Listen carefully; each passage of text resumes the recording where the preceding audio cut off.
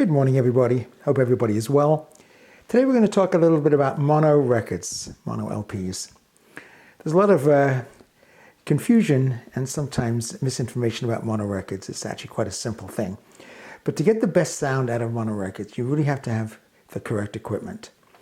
And sometimes with audiophiles equipment, it can be very expensive, but you can get away with things for quite cheaply. And the great thing about mono records, you can get a lot of them for very inexpensive. We all know the $10 LP is back in fashion. That means the minimum price you're going to pay for any LP in most conditions is $10. Monos you can get for quite cheap, maybe $1 or $2, or maybe offer the guy a lump sum for 100 or 200 monos. That's what happened to me a couple of years ago in Victoria. I got a whole haul of superb mono records for $2 each. We just got a haul of 2,000 records. I kept about 100 that I didn't have, and my nephew, my audiophile nephew Ian, managed to take 1,800 or 1,900 LPs for his burgeoning record business, and there are about 400 or 500 monos in there.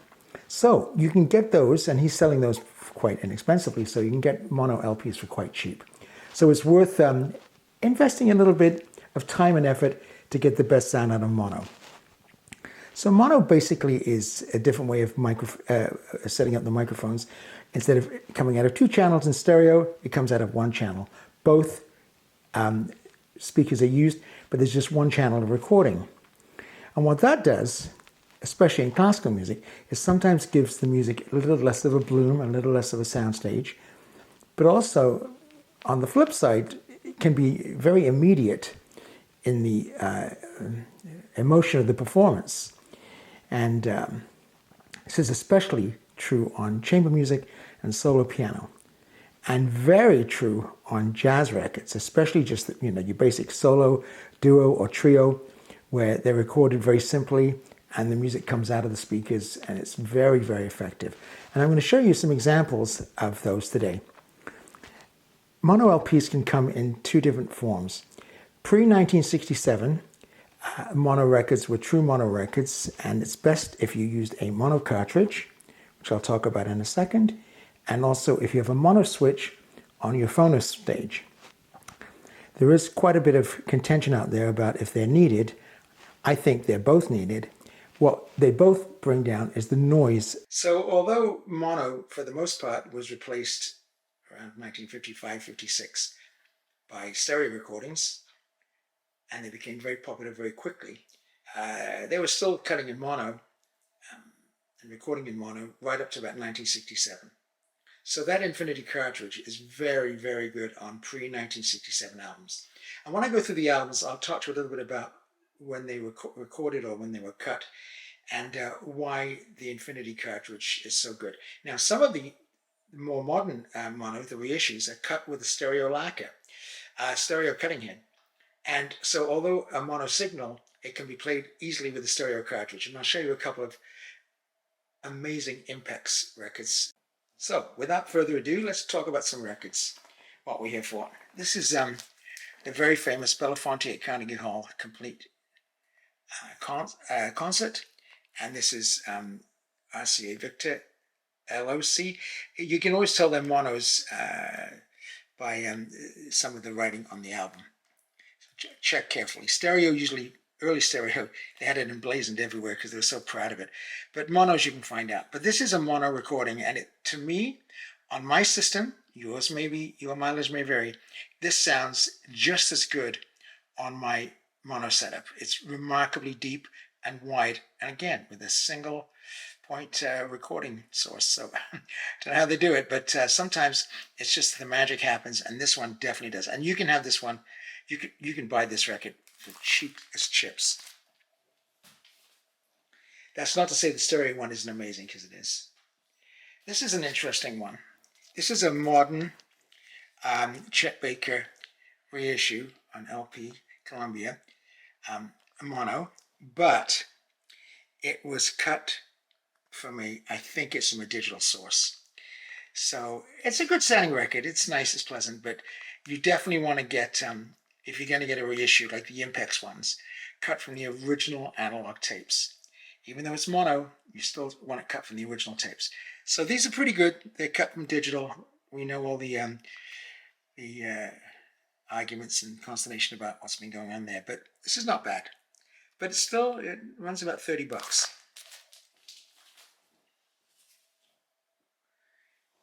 This is an original Prestige, working with the Miles Davis Quintet with Philly, Joe Jones, Paul Chambers, Red Garland, and of course the great John Coltrane. Wonderful sounding mono record. Now the other thing is, like I mentioned earlier, that jazz records and chamber music, classical records, and solo piano music, solo violin, etc., on classical, sounds wonderful because it's less complex than recording also Spraxo orchestra for full orchestra with one microphone. It can be done, it has been done, but I think you'll find that a lot of these jazz records sound incredible in mono, and many times it's very hard to tell the difference, or sometimes you may prefer the mono. This is a Japanese pressing of an Art Pepper Quartet album. Originally, I think it's Bay Ridge Records, but you see it's mono. Again, just a small group with the great Art Pepper on alto. That's an amazing record. But the Japanese pressing is very, very clean. So when I play this on the mono setup, if I just had a stereo cartridge, it would sound fine. If I switch the mono switch on the Phasmation phono stage, it would help. But as soon as you put the 1mm stylus on the mono cartridge, on a true mono cartridge, and one such as a quality like the Infinity, it's unbeatable. The noise just drops significantly, and just like anything else, when you get rid of noise in music, whether it's through cables or through components, but especially through cartridges, it's just a dream. So that's like listening to a CD, but a slightly narrower soundstage, but very, very impressive. This is one of my favorite LPs. Two masters, Jerry Mulligan on Barry, Johnny Hodges on alto. There's the mono emblazoned proudly. This record's as old as me. It's about 65 years old.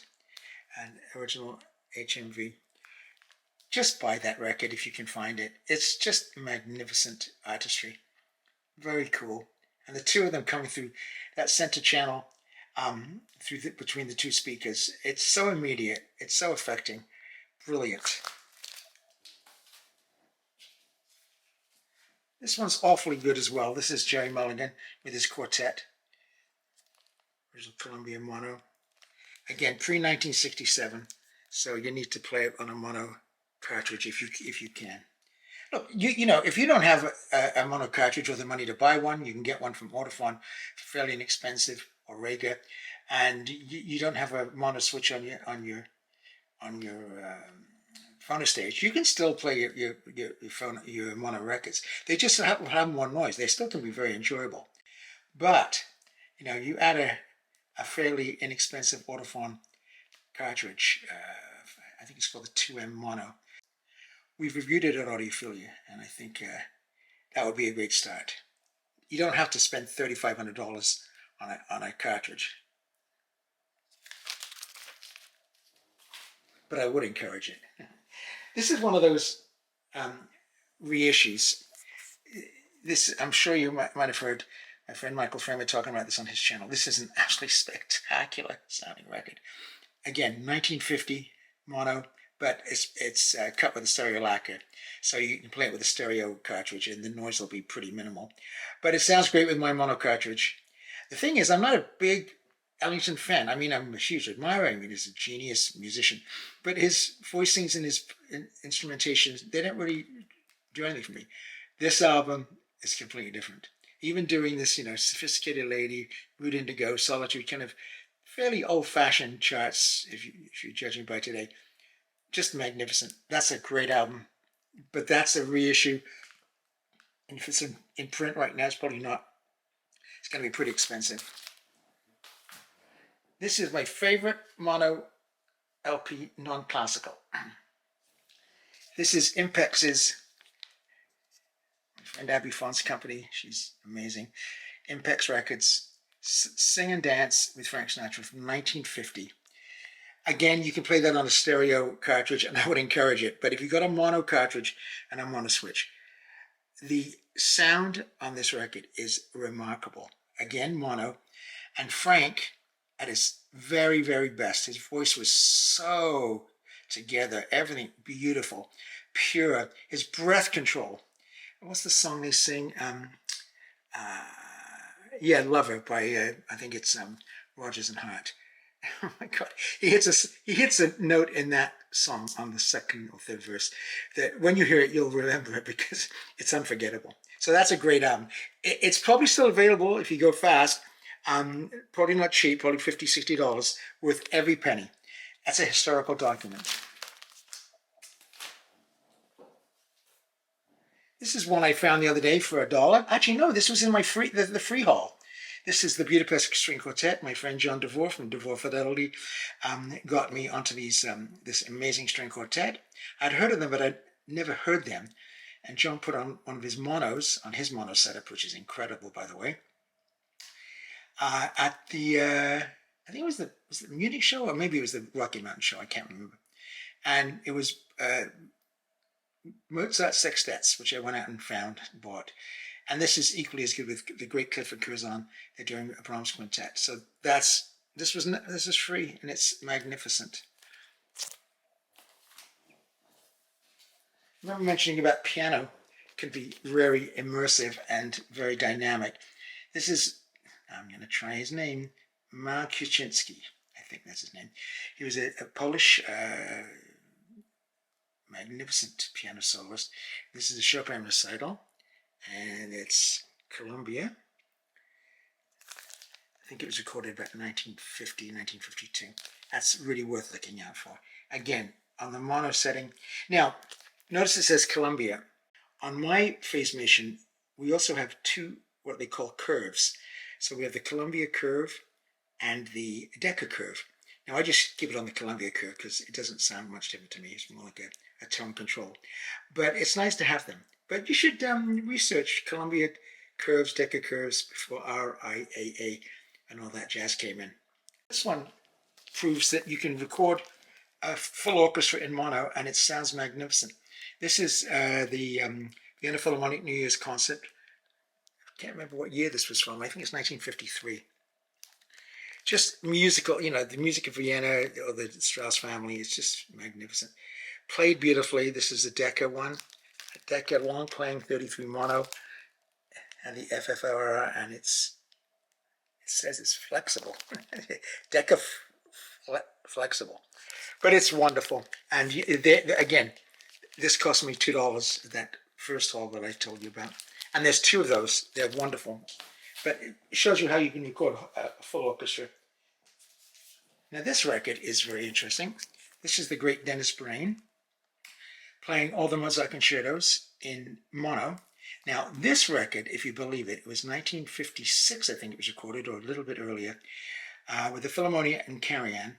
And unfortunately, Dennis Brain, who was considered the greatest horn player in the world and is still beloved by every horn player as just the absolute best, recorded the Mozart horn concertos. They are still full price. That's how great this record is. On CD, you still have to pay full price from EMI for this record because nobody plays the Mozart horn concertos like Dennis Brain. Karajan said he was the greatest Mozartian he'd ever met, and he plays them so uniquely, so beautifully. They sound like a French horn, but you know how a French horn can sometimes sound a little brassy, and it's a very heavy instrument, and maybe not as nimble as other instruments. This man, it's just magic.